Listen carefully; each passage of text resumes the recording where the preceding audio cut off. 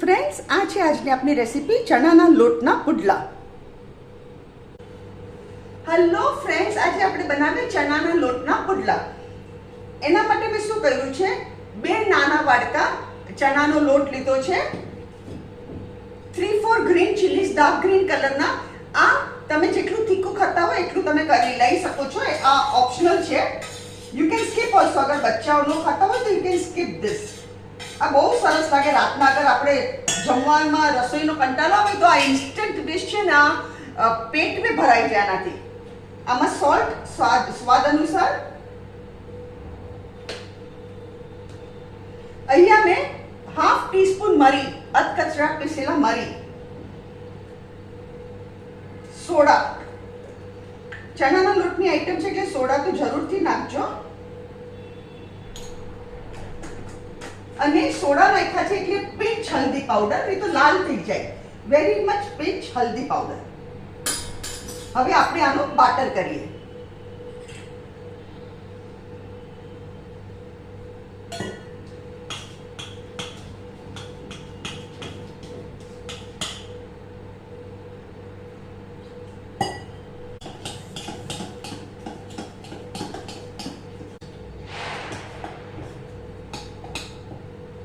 Friends, આ છે આજનું આપણું આ બાટર. એકદમ સરસ આટલી કન્સિસ્ટન્સી તમારે કરવાની.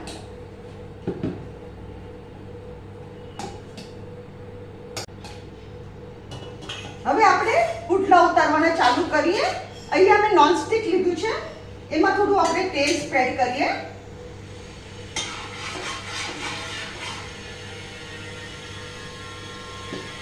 અને આપણે આ પાથરીએ.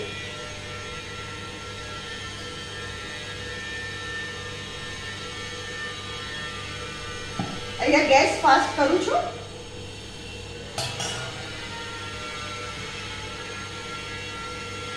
આને છે ને એકદમ ગરમમાં નહીં પાથરવાનું, નહીં તો નીચેથી બર્ન થઈ જશે. એટલે પેલા ગેસ ધીરો કરી તેલ લગાડી આપણે પાથરી અને પછી ગેસ ફાસ્ટ કરવાનો.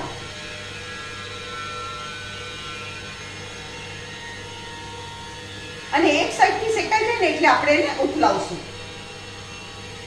હજુ થોડું નરમ છે.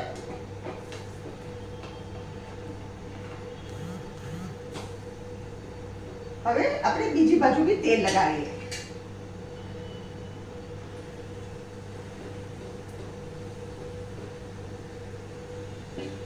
આ એટલા સરસ લાગે ને. અને રાતના ઘણીવાર આપણને રસોઈનો કંટાળો આવે, then this is the best option, I am telling you.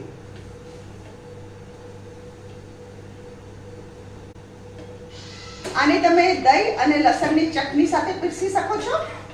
અને એ ટમેટો સોસ, બ્રેડની સ્લાઇસ, ગ્રીન ચટણી એની સાથે બી પીરસી શકો છો. અહીંયા હું લોઢી ગેસ બંધ કરું છું.